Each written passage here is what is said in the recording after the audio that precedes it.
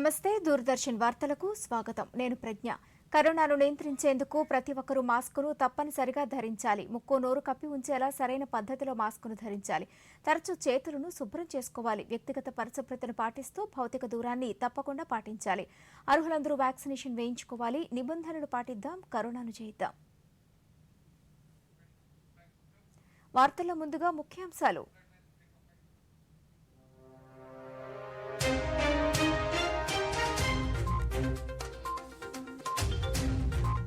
హిమాచల్ ప్రదేశ్లో ప్రధాని పర్యటన. ధర్మశాలకు చేరుకున్న ప్రధానికి ఘన స్వాగతం. ప్రభుత్వ పాఠశాలల్లో విద్యార్థులకు నాణ్యమైన విద్య అందించే దిశగా రాష్ట్ర ప్రభుత్వం మరో ముందడుగు. బైజూస్తో ఒప్పందం పేద విద్యార్థుల జీవితాలను మారుస్తుందన్న ముఖ్యమంత్రి జగన్మోహన్ రెడ్డి.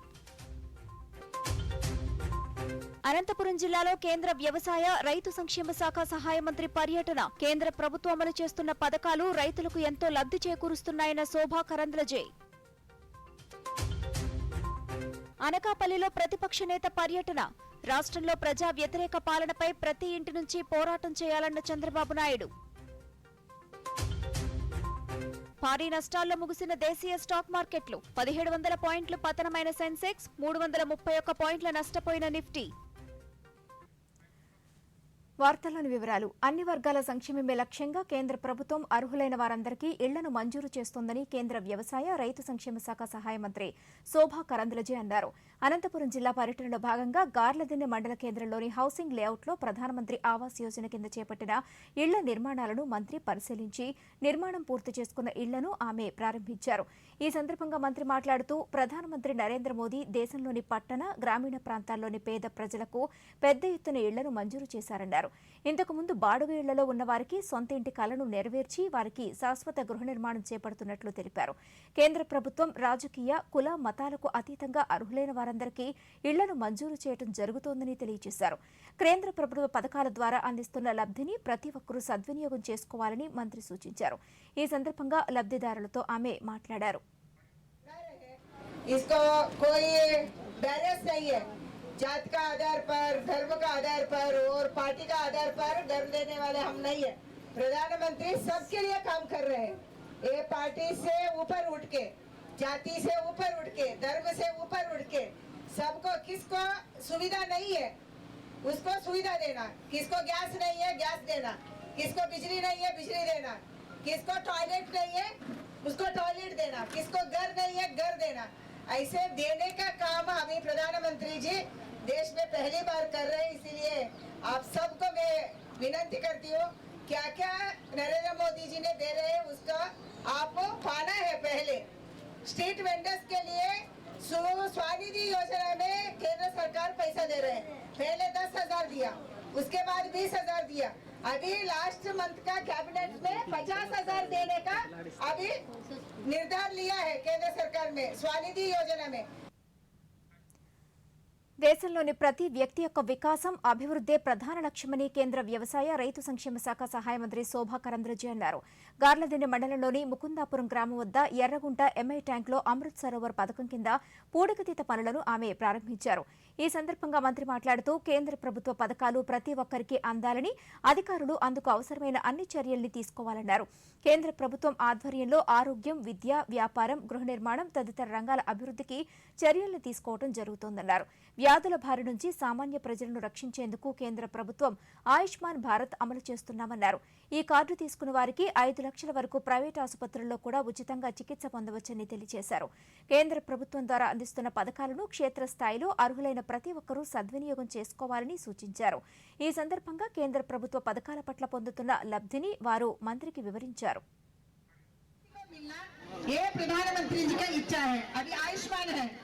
आयुष्मान कार्ड आपको पता ही नहीं है, इधर इसको आरोग्यश्री बोलते हैं। आरोग्यश्री अलग है, आयुष्मान अलग है। आरोग्यश्री स्टेट गवर्नमेंट का कार्ड है। आयुष्मान में आप कार्ड बनाने का है, कार्ड बनाने से 5 लाख तक आपका घर में कोई हॉस्पिटल में एडमिट हुआ तो, कोई कॉर्पोरेट हॉस्पिटल में, बड़ा हॉस्पिटल, प्राइवेट, गवर्नमेंट किसी में आप एडमिशन हुआ तो आपको 5 लाख का सुविधा इसी में मिल। इसीलिए हर व्यक्ति का आरोग्य हेल्थ के लिए सोचे है प्रधानमंत्री। हर व्यक्ति का एजुकेशन के बारे में सोचे सोचा है, आपका बिजनेस के बारे में, आपका सुविधा के बारे में, सब कुछ विषय में प्रधानमंत्री सोचा है। రైతుల ఆదాయం రెట్టింపు చేసేందుకు కేంద్రం విశేష కృషి చేస్తోంది. కేంద్ర వ్యవసాయ రైతు సంక్షేమ శాఖ సహాయ మంత్రి శోభా కరంద్లాజే పేర్కొన్నారు. గార్లదిన్నె మండలం ట్రాక్టర్ నగర్లోని దక్షిణ క్షేత్ర వ్యవసాయ యంత్రాల శిక్షణ పరిరక్షణ సంస్థను ఆమె సందర్శించారు. ఈ సందర్భంగా మంత్రి మాట్లాడుతూ ప్రధానమంత్రి కిసాన్ సమ్మాన్ నిధి కింద ఏడాదికి 6,000 రూపాయల చొప్పున రైతుల ఖాతాల్లోకి కేంద్రం నగదును జమ చేస్తోందన్నారు. వ్యవసాయ యాంత్రీకరణకు కేంద్ర ప్రభుత్వం ప్రోత్సాహకాన్ని అందిస్తోందని, ప్రభుత్వ నియమాల ఆధారంగా రైతులు రైతు ఉత్పత్తి సంస్థలను ఏర్పాటు చేసుకోవాలన్నారు. కేంద్ర ప్రభుత్వ పథకాల ద్వారా లబ్ధి పొందుతున్న రైతులతో మంత్రి ముఖాముఖి నిర్వహించారు. आंध्रा वाले, तेलंगाना वाले, कर्नाटक वाले, नजदीक पूरा साउथ इंडिया में एंड पूरा देश में अभी भी 80% लोग हम खेती करने वाले हैं. 80% से ज्यादा लोग हम खेती करते हैं and we should feel proud that हम किसान लोग 22.5% जीडीपी को योगदान देते हैं. केंद्र सरकार किसान के साथ है. केंद्र सरकार किसान को कितना क्या क्या दे सकते हैं वो देने को तैयार है. एक्सपोर्ट करने के लिए हम सोच रहे हैं. कई देशों में कुछ उगाते नहीं, मिडिल ईस्ट चाहिए, कुछ उगाते नहीं, खाने वाले हैं लोग हैं उधर, कोई प्रोडक्शन नहीं करते, वो बाहर से लेके वो खाते हैं. हम बेचने को तैयार करना बस इतना ही है. విప్లవాత్మక మార్పుల దిశగా ఏపీఐఐసీ అడుగులు వేయనున్నట్లు ఏపీఐఐసీ చైర్మన్ మెట్టు గోవిందరెడ్డి వెల్లడించారు. మంగళగిరిలోని కార్యాలయంలో చైర్మన్ అధ్యక్షతన జరిగిన 234వ బోర్డు సమావేశంలో పలు అంశాలను చర్చించారు. ఈ సందర్భంగా పలు కీలక నిర్ణయాలు తీసుకున్నారు. ఏపీఐఐసీ పారిశ్రామిక పార్కులలో రోడ్ల మరమ్మతులు, వీధి దీపాల ఏర్పాటు, సైన్ బోర్డుల ఏర్పాటు, మొక్కల పెంపకం, వాటి నిర్వహణపై ప్రత్యేక దృష్టి సారించాలని నిర్ణయించారు.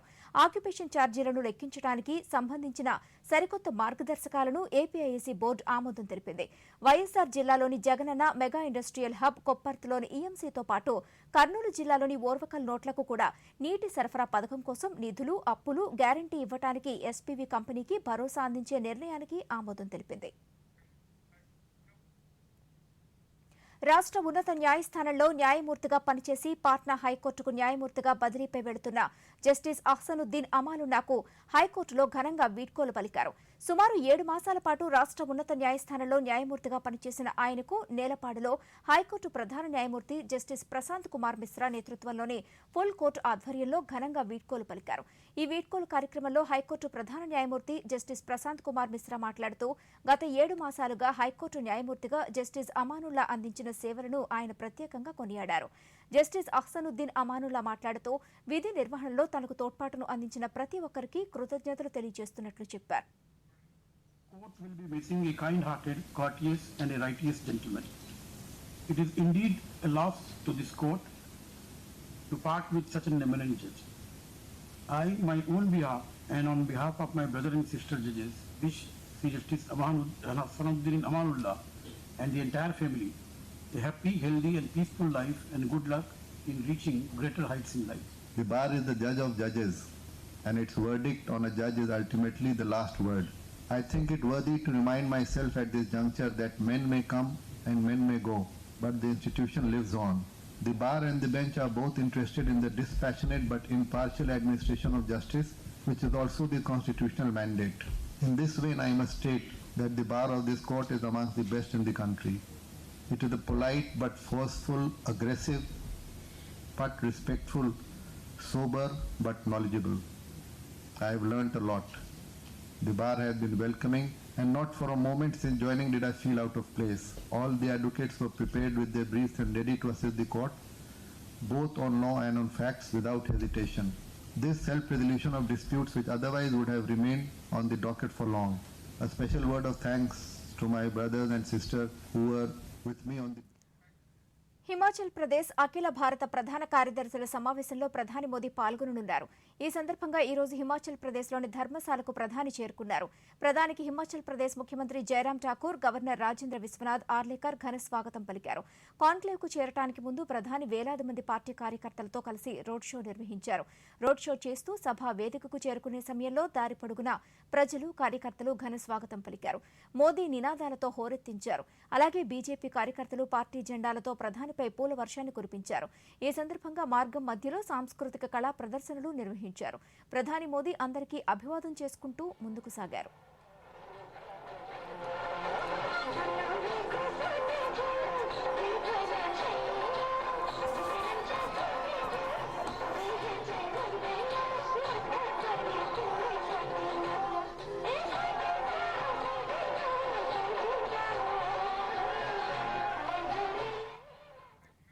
ప్రభుత్వ పాఠశాలల్లోని విద్యార్థులకు నాణ్యమైన విద్యను అందించడమే లక్ష్యంగా ఆంధ్రప్రదేశ్ రాష్ట్ర ప్రభుత్వం మరో ముందడుగు వేసింది. ప్రపంచంతో పోటీ పడేలా పిల్లలను సన్నద్దం చేసేందుకు ఎడ్యుకేషనల్ టెక్ కంపెనీ బైజూస్తో ఒప్పందాన్ని కుదుర్చుకుంది.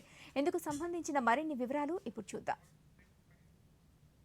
రాష్ట్రంలో విద్యార్థులకు నాణ్యమైన విద్యను అందించే దిశగా ప్రభుత్వం మరో ముందడుగు వేసింది.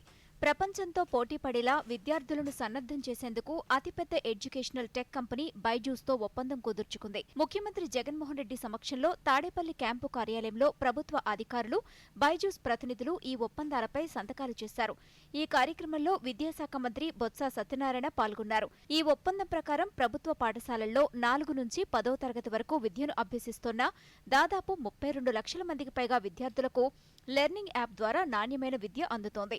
2025 నాటికి 10వ తరగతి విద్యార్థులు సీబీఎస్ఈ నమూనాల్లో పరీక్షలు రాస్తారు. వీరిని సన్నద్దం చేసేందుకు వీలుగా ఈ యాప్ దోహదపడుతోంది. ఈ యాప్తో పాటు ఇంగ్లీష్ లెర్నింగ్ యాప్ కూడా ఉచితంగా అందుబాటులోకి వస్తుంది. వీటిని అభ్యసించేందుకు వీలుగా ట్యాబ్లను సమకూరుస్తారు. ప్రభుత్వ పాఠశాలల్లోని 4.7 లక్షల మంది విద్యార్థులు లబ్ధి పొందనున్నారు. బైజూస్ లెర్నింగ్ యాప్లో బోధన అంతా అత్యంత నాణ్యంగా ఉంటుంది. యానిమేషన్ ద్వారా, బొమ్మల ద్వారా విద్యార్థులకు మరింత సులభంగా, క్షుణ్ణంగా, సమగ్రంగా అర్థం చేసుకునేందుకు వీలుంటుంది. గణితం, సైన్స్, సోషల్ స్టడీస్ సబ్జెక్టులన్నీ కూడా ఇటు ఇంగ్లీష్లోనూ అటు తెలుగు మాధ్యమంలోనూ అందుబాటులో ఉంటాయి. ద్విభాషల్లో పాఠ్యాంశాలు ఉండటం వల్ల విద్యార్థులు సులభంగా నేర్చుకునేందుకు, భాషాపరమైన ఆటంకాలు లేకుండా అర్థం చేసుకునేందుకు ఉపయోగపడుతుంది. వినూత్న, అత్యాధునిక సాంకేతిక పరిజ్ఞానం వినియోగించటం వల్ల వీడియో పాఠ్యాంశాలు అత్యంత స్పష్టతతో, నాణ్యతతో ఉంటాయి. విద్యార్థులు ఎంత మేరకు నేర్చుకున్నారు అన్న దానిపై ప్రతి ఒక్కరికి కూడా ఫీడ్బ్యాక్ పంపుతారు. ఇది పిల్లలకు ఎంతో ఉపయోగపడుతుంది. సీబీఎస్ఈ ప్రణాళికను ఉపయోగించి ప్రతి సబ్జెక్టులోని ప్రతి అధ్యయనంలో కూడా వివిధ అంశాలపై ప్రశ్నావళి ఉంటుంది. నేర్చుకున్న విషయ పరిజ్ఞానాన్ని అంచనా వేసేందుకు చదివిన వెంటనే ప్రశ్నలు, వీడియోలు ఇవన్నీ కూడా యాప్లో పొందుపరుస్తారు. తరచూ సాధన చేయటానికి వీలుగా మాదిరి ప్రశ్నాపత్రాలను కూడా విద్యార్థులకు అందుబాటులో ఉంచుతారు. విద్యార్థి నేర్చుకున్న ప్రగతిపై నెలవారీగా ప్రోగ్రెస్ రిపోర్టులు కూడా ఇస్తారు. అలాగే ఆన్లైన్లో ఉపాధ్యాయుడితో సమావేశం కూడా నిర్వహిస్తారు. ముఖ్యమంత్రి జగన్మోహన్ రెడ్డి 3 ఏళ్ల పాలనలో రాష్ట్రం 30 ఏళ్లు వెనక్కి వెళ్లిందని తెలుగుదేశం పార్టీ జాతీయ అధ్యక్షులు చంద్రబాబు నాయుడు అన్నారు. అనకాపల్లి పర్యటనలో భాగంగా చంద్రబాబు స్థానిక కన్యకా పరమేశ్వరి ఆలయంలో ప్రత్యేక పూజల్ని చేసి అనంతరం పార్టీ కార్యాలయాన్ని ప్రారంభించారు. ఈ సందర్భంగా నిర్వహించిన ర్యాలీలో చంద్రబాబు నాయుడు మాట్లాడుతూ పార్టీ కార్యకర్తలే టీడీపీకి బలమన్నారు. క్విట్ జగన్, సేవ్ ఆంధ్రప్రదేశ్ అనే నినాదంతో కార్యకర్తలు పనిచేయాలన్నారు.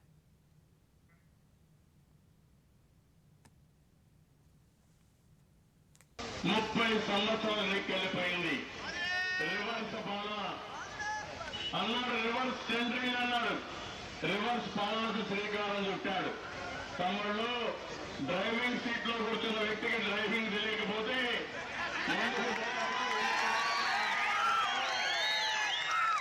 ఎవరికి తెలియదు. పిచ్చివాళ్ళు లాగితే ఏం చేస్తారు? నెమ్మది పెడతారు, కాళ్ళతోనే కొట్టుకుంటారు. ఆ పరిస్థితి రాష్ట్రంలో మనం కాపాడుకోవాలి. రాష్ట్రాన్ని కాపాడుకోవడానికి సిద్ధంగా ఉన్నారా మీరు?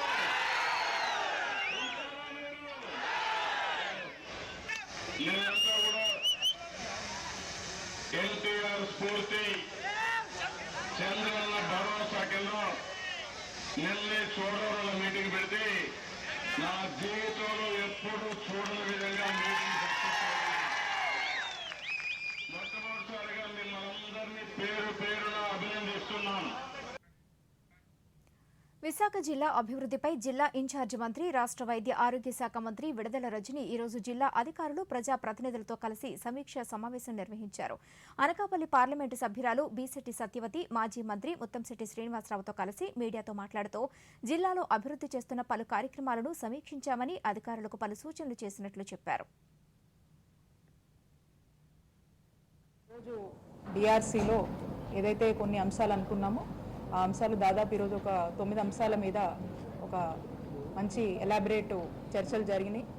ఆ చర్చల్లో భాగంగా ఏవైతే అంశాలు అనుకున్నామో ఆ ఎజెండాకి సంబంధించి ఒక ఎలాబరేట్ డిస్కషన్ జరిగిన దాంట్లో భాగంగా ఇప్పుడు మనము మన జిల్లాలో ఆ డెవలప్మెంట్కి సంబంధించినటువంటి ప్రోగ్రెస్ స్టేటస్ ఏంటి, వాటి కరెంట్ స్టాటిస్టిక్స్ ఏంటి అనేది కూడా ఆ ఎజెండాలో క్లియర్గా ఇవ్వటం జరిగింది.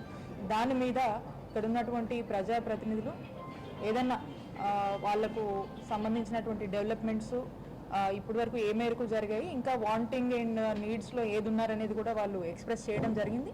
దాని మీదకు అధికారులందరూ కూడా ఇక్కడ ఉన్నటువంటి కలెక్టర్ కావచ్చు, ఉన్నటువంటి కమిషనర్ గారు కావచ్చు, ఇతర అధికారులు కూడా వీటితో పాటు ఇవన్నీ కూడా ఏదైతే కరెంటు స్టేటస్ ఉన్నాయి, ఇంకా ఫర్దర్ నీడెడ్ డెవలప్మెంట్స్ గురించి అడిగారో, ఏదైతే డెవలప్మెంట్స్ ఇన్ ప్రోగ్రెస్ ఉన్నాయో ఒకవేళ ఏమన్నా స్లోగా ఉన్నా ఇంకొంచెం స్పీడ్ అయ్యి డెవలప్మెంట్ ప్రోగ్రెస్ అవ్వడానికి వాళ్ళు ఏదైతే కన్సర్న్స్ ఎక్స్ప్రెస్ చేశారో కలెక్టర్ గారు నోట్ చేసుకున్నారు అండ్ కమిషనర్ గారు కూడా నోట్ చేసుకోవడం జరిగింది. ఇవన్నీ కూడా ఉపాధ్యాయులపై పనిభారం పెంచే విధంగా ప్రభుత్వం ఇచ్చిన జీవో 117ను రద్దు చేయాలని డిమాండ్ చేస్తూ ఫ్యాప్టో ఆధ్వర్యంలో ఒంగోలు కలెక్టర్ కార్యాలయం ఎదుట ఉపాధ్యాయ సంఘాల నేతలు భారీ ఎత్తున ధర్నా నిర్వహించారు. ఈ సందర్భంగా ఫ్యాప్టో జిల్లా నాయకులు మాట్లాడుతూ విద్యారంగాన్ని నిర్వీర్యం చేసే లక్ష్యంతోనే ప్రభుత్వం 117 జీవోను ఇచ్చిందన్నారు. ఈ జీవో వల్ల ఉపాధ్యాయులపై పనిభారం విపరీతంగా పెరుగుతుందన్నారు. ఒక్కో ఉపాధ్యాయుడు 35 నుంచి 50 పీరియడ్స్ చెప్పాల్సిన పరిస్థితి ఉంటుందన్నారు. విద్యార్థుల సంఖ్యను భారీగా పెంచడం వల్ల విద్యా ప్రమాణాలు క్షీణించే ప్రమాదం ఉందన్నారు. తెలియజేస్తా ఉన్నారు. దీనికి కారణం ప్రభుత్వం ఈ మధ్యకాలంలో జీవో నెంబర్ 117 అనేటువంటి తీసుకొచ్చింది. జీవో నెంబర్ 117 ద్వారా ప్రభుత్వ పాఠశాలని పూర్తిగా నాశనం చేసేటువంటి విధానాలు కొనసాగుతూ ఉన్నాయి. విద్యార్థుల సంఖ్య పెరిగిపోవడం ద్వారా ఉపాధ్యాయులకు పనిభారం పెరుగుతూ ఉంది. ఉన్నత పాఠశాలలో ఒక్కొక్క ఉపాధ్యాయుడు దాదాపు 35 పీరియడ్ల నుంచి ప్రజల జీవన విధానం, మౌలిక సదుపాయాల కల్పన తదితర విభాగాలలో జూలై నుంచి ఇంటింటికి తిరిగి సమాచారం సేకరించనున్నట్లు national statistical office deputy director general R Kiran Kumar తెలియజేశారు. విజయవాడలోని నేషనల్ స్టాటిస్టికల్ ఆఫీస్ ప్రాంతీయ కార్యాలయంలో 79వ విడత సర్వే నిమిత్తం నియమితమైన సిబ్బందికి శిక్షణ కార్యక్రమం నిర్వహించారు. ఈ సందర్భంగా కిరణ్ కుమార్ మాట్లాడుతూ జూలై 1 నుంచి ప్రారంభమై 1 సంవత్సరం పాటు ఈ సర్వే కొనసాగుతుందన్నారు. ఈ సర్వేలో ప్రధానంగా గృహముల ప్రాథమిక సౌకర్యాలు, సమాచార సాంకేతిక వినియోగ పరిజ్ఞాన నైపుణ్యాలు మొదలైన అంశాల మీద సమాచార సేకరణ జరుగుతుందన్నారు. ఇక దీంతో పాటు ఆయుష్ విభాగంలోని వైద్య విధానాలు ఉపయోగిస్తున్న తీరును తెలుసుకోనున్నట్లు వివరించారు. ప్రోగ్రామ్ ఇంప్లిమెంటేషన్ నుంచి వస్తాయి. సో దానిలో భాగంగా ఇప్పుడు రేపు జూలై 1వ తారీఖు నుంచి నెక్స్ట్ ఇయర్ జూలై 30 వరకు ఒక కొత్త స్కీమ్ ఒక సర్వే స్టార్ట్ చేస్తున్నాం. దాంట్లో ఏంటంటే స్కామ్ అనేది క్యాంప్స్ అనేది ఒకటి ఉంది. దాంట్లో సస్టైనబుల్ డెవలప్మెంట్ గోల్కి సంబంధించినటువంటి కొన్ని ఇండికేటర్స్ మేము కలెక్ట్ చేయబోతున్నాం. అంటే దాంట్లో ఏమేంటంటే శానిటేషన్ ఎలా ఉంది, తర్వాత సేఫ్ డ్రింకింగ్ వాటర్ ఫెసిలిటీ ఎలా ఉంది విలేజెస్లో కానీ అర్బన్ ఏరియాస్లో కానీ, తర్వాత హాస్పిటల్ మీద ఎంత ఖర్చు చేస్తున్నారు అనేది ఫర్ ద లాస్ట్ 1 ఇయర్ నుంచి ఎంత ఖర్చు అవుతుంది అనేది ఆ డీటెయిల్స్, తర్వాత ఫార్మల్ ఎడ్యుకేషన్, ప్రైమరీ ఎడ్యుకేషన్ ఎలా ఉంది, తర్వాత ఇంకా కొన్ని బేసిక్ ఇండికేషన్స్ కూడా మేము కలెక్ట్ చేయబోతున్నాం. ఇవి కాకుండా డిపార్ట్మెంట్ ఆఫ్ ఆయుష్ మాకు సపరేట్ ఒక అసైన్మెంట్ ఇచ్చింది. వాళ్ళకు కూడా సంబంధించిన డేటాని మేము కలెక్ట్ చేయబోతున్నాం. వాటిల్లో ఏంటంటే ఆయుష్ యొక్క డిపార్ట్మెంటు చాలామందికి తెలియదు ఈ రోజుల్లో. దాని యొక్క డిపార్ట్మెంట్ ప్రాపగండా అవేర్నెస్ తీసుకురావడం అన్నమాట. పాపులేషన్లో జనాభాలో ఆయుష్ డిపార్ట్మెంట్ యొక్క వాటి యొక్క మెడిసిన్ ఫెసిలిటీస్ గురించి అవేర్నెస్ తీసుకురావటం. దానికి సంబంధించి అది కాకుండా ఫర్ ద లాస్ట్ 1 ఇయర్లో ఎంతమంది ఇన్ పేషెంట్గా ఆయుష్ డిపార్ట్మెంట్లో హాస్పిటల్స్లో అడ్మిట్ అయ్యారు, తర్వాత అవుట్ పేషెంట్కి ఎంతమంది ట్రీట్మెంట్ తీసుకున్నారు అనేది డేటా కలెక్ట్ చేస్తున్నాం. అట్లాగే గర్భిణీ స్త్రీలు ప్రీ నాటలు పోస్ట్ నాటలు ఇన్ఫర్మేషన్ కూడా వాళ్ళు కూడా ఎంత మెడిసిన్స్ తీసుకుంటున్నారు ఏంటి అనేది అది కూడా కలెక్ట్ చేయబోతున్నాం. సరిహద్దు భద్రతా దళాన్ని దేశ ఫెన్సింగ్ వైర్ అని రక్షణ మంత్రి రాజ్నాథ్ సింగ్ అన్నారు. జమ్మూ కాశ్మీర్ పర్యటనలో భాగంగా ఈ రోజు ఆయన బారాముల్లాలో జవాన్లను ఉద్దేశించి ప్రసంగించారు. తొలుత సైనిక గౌరవ వందనాన్ని స్వీకరించారు. అనంతరం వారితో గ్రూప్ ఫోటో దిగారు. ఈ సందర్భంగా రాజ్నాథ్ సింగ్ మాట్లాడుతూ దేశం మిమ్మల్ని విశ్వసిస్తోందని, ఎలాంటి పరిస్థితికైనా సైనికులు సిద్ధంగా ఉంటారని దేశ ప్రజలకు తెలుసన్నారు. आतंकवादी वारदातें भी पहले बड़ी संख्या में होती थी, लेकिन अब वह नाम मात्र रह गई हैं। उसका श्रेय भी यदि किसी को जाता है तो हमारे सेना के जवानों को जाता है, हमारे सीआरपीएफ बॉर्डर सिक्योरिटी फोर्स के जवानों को और जम्मू कश्मीर पुलिस के जवानों को जाता है। पाकिस्तान बराबर bleed India with thousands of cuts के साथ हर समय यह कोशिश करता है कि भारत सदैव परेशान रहे, लेकिन आप सब इस देश की ऐसी फेंसिंग वायर हैं कि जिसके कट का प्रयास करने वाले खुद ही ब्रीडिंग के शिकार हो जाते हैं और आपकी मुस्तैदी से उसके अपने कट के प्रयास का खुद ही खामियाजा हमारे पड़ोसी को भुगतना पड़ता है। जिस देश की धरती से यहाँ के संत महात्माओं ने भारत की सीमा में रहने वाले लोगों को ही अपने परिवार का सदस्य नहीं माना है, बल्कि पूरे विश्व की धरा पर रहने वाले लोगों को अपने परिवार का सदस्य मानते हुए वसुधैव कुटुंबकम, the whole world is a family, यह मैसेज सारी दुनिया को किसी देश की धरती से गया है तो केवल और केवल हमारे और आपके देश की धरती या भारत से गया है। स्वदेशो लोकत्रयम, यह हमारे देश के ऋषि और मनीषियों ने कहा है, यानी केवल धरती ही नहीं बल्कि तीनों लोग हमारे परिवार हैं। इतना बड़ा मन इन भारतवासियों का है। हमारा चरित्र रहा है, हमने न तो किसी के स्वाभिमान पर कभी चोट पहुंचाने की कोशिश की है और न तो दुनिया के किसी देश की 1 इंच जमीन पर हमने कभी कब्जा करने की कोशिश की है। 2030 నాటికి భారత్ 500 గిగావాట్ల విద్యుత్ ఉత్పత్తిని సాధిస్తుందని కేంద్ర విద్యుత్ శాఖ మంత్రి ఆర్కే సింగ్ తెలియజేశారు. ఢిల్లీలో జరిగిన ఇండియా ఎనర్జీ ట్రాన్స్మిషన్ సమ్మిట్లో మంత్రి మాట్లాడుతూ పునరుత్పాదక ఇంధనాల్లో భారత్ అత్యంత ముఖ్యమైన గమ్యస్థానంగా నిలిచిందన్నారు. గ్రీన్ ఎనర్జీ అభివృద్ధికి కృషి చేస్తున్నామన్నారు. Of course, it is cleaner than energy from fossil fuels. It is not cheaper now if you add storage. It is not cheaper now if you add storage. And if you add the cost of flexibilization, again, probably it will just be about equal to the cost of my coal-fired power plants. But this is a price which we shall pay, which we are paying, and that again comes from our commitment to the environment. ప్రధానమంత్రి నరేంద్ర మోదీ నేతృత్వంలో గత 8 ఏళ్లలో కేంద్ర ప్రభుత్వం డ్యాంల భద్రతకు ఎంతో కృషి చేసిందని కేంద్ర జలశక్తి మంత్రి గజేంద్ర సింగ్ షెకావత్ తెలియజేశారు. ఢిల్లీలో డ్యామ్ సేఫ్టీ యాక్ట్ 2021పై జరిగిన జాతీయ స్థాయి వర్క్షాప్లో మంత్రి మాట్లాడుతూ డ్యామ్ సేఫ్టీ యాక్ట్ 2021ని పార్లమెంటు ఆమోదించిందని, గత ఏడాది డిసెంబర్ 30 నుంచి ఇది అమలులోకి వచ్చిందన్నారు. డ్యాంల భద్రత పనితీరును నిర్ధారించడానికి ఇది ఎంతగానో దోహదపడుతుందన్నారు. దేశంలో దాదాపు 5,334 డ్యాములు ఉన్నాయని, మరో 411 పెద్ద డ్యాంలు వివిధ దశల్లో నిర్మాణంలో ఉన్నాయన్నారు. దేశంలోని ఆనకట్టలు ఏటా దాదాపు 300 బిలియన్ క్యూబిక్ మీటర్ల నీటిని నిల్వ చేస్తాయన్నారు. केवल उसके नीचे की फ्लोरोफोना को डैमेज करने का तक ही सीमित नहीं रहता, उस पूरे इकोसिस्टम को नुकसान पहुंचाने तक ही सीमित नहीं रहता। आप तो किसी देश में अगर एक बांध टूटता है तो उस देश के लिए वो राष्ट्रीय शर्म का विषय बनता है। इसलिए हमारे लिए ये महत्वपूर्ण है कि हम ऐसे महत्वपूर्ण विषय पर, ऐसे विशेष विषय पर हम सब अपने राज्यों की सीमा और अपनी राजनीतिक प्रतिबद्धताओं से ऊपर उठ करके हम सब विचार करें। ప్రాంతీయ అంతర్జాతీయ సవాళ్లను ఎదుర్కోవడంలో ఆసియాన్ దేశాల పాత్ర ఎంతో కీలకమైందని విదేశాంగ మంత్రి డాక్టర్ ఎస్ జయశంకర్ అన్నారు. ఢిల్లీలో మొదటి ఆసియాన్ ఇండియా విదేశాంగ మంత్రుల ఈ రోజు సమావేశం జరిగింది. ఈ సమావేశంలో పలు ఆసియా దేశాలకు చెందిన విదేశాంగ మంత్రులు హాజరయ్యారు. ఈ సందర్భంగా జయశంకర్ మాట్లాడుతూ ఈ సమావేశంలో కోవిడ్-19 అనంతర పరిస్థితులు, ఉక్రెయిన్లో అభివృద్ధి, ఆసియాన్ దేశాలలో ఆహారం, ఇంధన భద్రత, ఎరువులు, ఇతర నిత్యావసరాల ధరల స్థిరీకరణపై చర్చించనున్నట్లు తెలిపారు. అంతేకాకుండా ఆసియాన్కు భారత్ మద్దతునిస్తుందన్నారు. ప్రపంచంలో చోటు చేసుకుంటున్న మార్పుల కారణంగా ఆసియాన్ దేశాల పాత్ర గతంలో కంటే ప్రస్తుతం ఎక్కువగా ఉందన్నారు. For this first ASEAN-India Foreign Ministers meeting in New Delhi. Even so, the COVID pandemic has not fully abated and there is much ground yet to be covered as we walk towards post-pandemic recovery. This path has become even more arduous with geopolitical headwinds which we face due to developments in Ukraine and its knock-on effects on food and energy security, as well as fertilizer and commodity prices and logistics and supply chain disruptions. జాతీయ వార్తల సంక్షిప్త సమాహారాన్ని ఇప్పుడు చూద్దాం.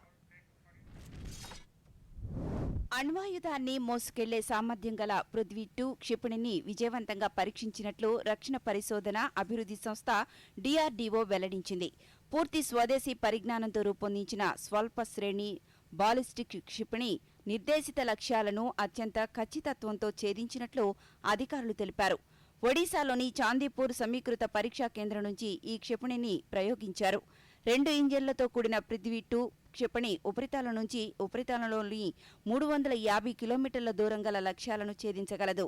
500 కిలోల నుంచి 1000 కిలోల వరకు బరువైన అస్త్రాలను మోసుకెళ్లగలదు. రక్షణ రంగంలో కొత్తగా ప్రవేశపెట్టిన అగ్నిపథ్ పథకంలో 4 ఏళ్ల పాటు సాయుధ బలగాల్లో పనిచేసి రిటైర్ అయ్యే అగ్నివీరులకు సిఆర్పీఎఫ్, అసోం రైఫిల్స్ రిక్రూట్మెంట్లలో అత్యధిక ప్రాధాన్యమిస్తామంటూ కేంద్ర హోంశాఖ తెలిపింది. వారి కోసం సైనిక నైపుణ్యంలో శిక్షణనిచ్చే 3 ఏళ్ల బ్యాచిలర్ డిగ్రీ కోర్సును కేంద్ర విద్యాశాఖ ప్రవేశపెట్టనుంది. త్రివిధ బలగాల్లో చేరాలనుకునే వారికి ఈ కోర్సు ఉపయోగపడుతుందని అధికారులు చెప్పారు. మధ్యప్రదేశ్లో మద్యపానాన్ని నిషేధించాలంటూ మాజీ ముఖ్యమంత్రి బీజేపీ ఫైర్ బ్రాండ్ ఉమాభారతి గత కొంతకాలంగా డిమాండ్ చేస్తున్నారు. ఈ నేపథ్యంలో తాజాగా మద్యాన్ని సంపూర్ణంగా నిషేధించాలని ఆమె చేసిన పని నెట్టింట వైరల్గా మారింది. నివారీ జిల్లా ఓర్చా పట్టణంలో ఓ మద్యం దుకాణంపై ఉమాభారతి ఆవు పేడ విసిరారు. గతంలోనూ ఉమాభారతి భోపాల్లోని ఓ మద్యం దుకాణంలోకి వెళ్లి మందు బాటిళ్లపై రాళ్లు విసిరి పగలగొట్టారు. దేశంలో అత్యధిక వర్షపాతానికి చిరునామాగా నిలిచిన చిరపుంజిలో గత 27 ఏళ్లలో ఎన్నడూ లేనంతటి భారీ వర్షపాతం ఈ ఏడాది నమోదైంది. బుధవారం ఒక్కరోజులో ఏకంగా 811.6 మిల్లీమీటర్ల వర్షపాతం నమోదైంది. అక్కడ 1995 తర్వాత జూన్లో ఒక్కరోజులో ఇంతటి వర్షపాతం నమోదవడం ఇదే తొలిసారి అని భారత వాతావరణ శాఖ పేర్కొంది. ప్రధానమంత్రి నరేంద్ర మోదీ తన మనసులోని భావాలను దేశ ప్రజలతో పంచుకునే మన్ కీ బాత్ 90వ సంచిక ఈ నెల 26వ తేదీ ఆదివారం ఉదయం 11 గంటలకు ప్రసారమవుతుంది. మన్ కీ బాత్ కార్యక్రమానికి ప్రజలు తమ సూచనలు, సలహాలను అందించాలని ప్రధాని కోరారు. ప్రజలు తమ స్వర సందేశాలను 1800117800 నెంబర్కు ఈ నెల 24వ తేదీ సాయంత్రం వరకు పంపించవచ్చు. అలాగే www.mygov.in అనే వెబ్సైట్ ద్వారా కానీ 1922 నెంబర్కు మిస్డ్ కాల్ ఇవ్వడం ద్వారా తిరిగి మన మొబైల్కు వచ్చే సంక్షిప్త సందేశంలోని లింక్ ద్వారా కూడా అభిప్రాయాలను తెలియజేయవచ్చు. ఆకాశవాణి సమన్వయంతో దూరదర్శన్ ఛానళ్లు మన్ కీ బాత్ కార్యక్రమాన్ని ప్రసారం చేస్తాయి. ఈ కార్యక్రమం తెలుగు అనువాదం వెనువెంటనే దూరదర్శన్ సప్తగిరి, యాదగిరిలో ప్రసారమవుతుంది.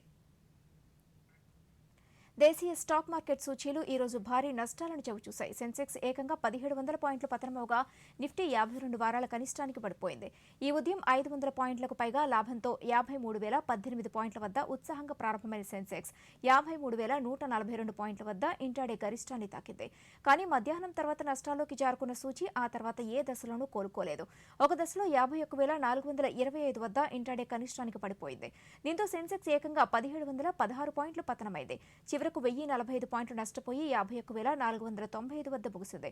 ఇక నిఫ్టీ సైతం 331 పాయింట్ల నష్టంతో 15,360 వద్ద స్థిరపడింది. డాలర్తో రూపాయి మార్కం విలువ 10 పైసలు కోలుకుని $78.10 వద్ద స్థిరపడింది. నైరుతి రుతుపవనాలు రాబోయే 2-3 రోజుల్లో ఉత్తర అరేబియా సముద్రంలోని మరికొన్ని ప్రాంతాలు, గుజరాత్, మధ్యప్రదేశ్, విదర్భ, ఆంధ్రప్రదేశ్, పశ్చిమ మధ్య వాయువ్య బంగాళాఖాతంలోని మిగిలిన భాగాలు, ఛత్తీస్గఢ్, ఒడిశాలోని మరికొన్ని ప్రాంతాల్లో మరింత ముందుకు సాగే పరిస్థితులు ఉన్నాయని అమరావతిలోని వాతావరణ కేంద్రం అధికారులు తెలిపారు. దీనికి తోడు రాయలసీమ నుండి కొమోరిన్ ప్రాంతం వరకు ఏర్పడిన ద్రోణితో పాటు దక్షిణ బీహార్ నుంచి దక్షిణ కోస్తాంధ్రప్రదేశ్ వరకు మరొక ద్రోణి కొనసాగుతోంది. ఇక వీటి ప్రభావంతో ఆంధ్రప్రదేశ్, యానాంలో చెదురుమదురు వర్షాలు కురిసే అవకాశం ఉందని అధికారులు తెలిపారు. అలాగే దక్షిణ కోస్తాంధ్ర, రాయలసీమ జిల్లాలో పలుచోట్ల ఒక మోస్తరు నుంచి భారీ వర్షాలు కురిసే అవకాశం ఉందని వెల్లడించారు. కరోనాను నియంత్రించేందుకు ప్రతి ఒక్కరూ మాస్కును తప్పనిసరిగా ధరించండి. ముక్కు, నోరు కప్పి ఉంచేలా సరైన పద్ధతిలో మాస్కును ధరించండి. తరచూ చేతులను శుభ్రం చేసుకోండి. వ్యక్తిగత పరిశుభ్రతను పాటిస్తూ భౌతిక దూరాన్ని తప్పకుండా పాటించాలి. అర్హులందరూ వ్యాక్సినేషన్ వేయించుకోవాలి. నిబంధనలు పాటిస్తూ కరోనాను జయిద్దాం.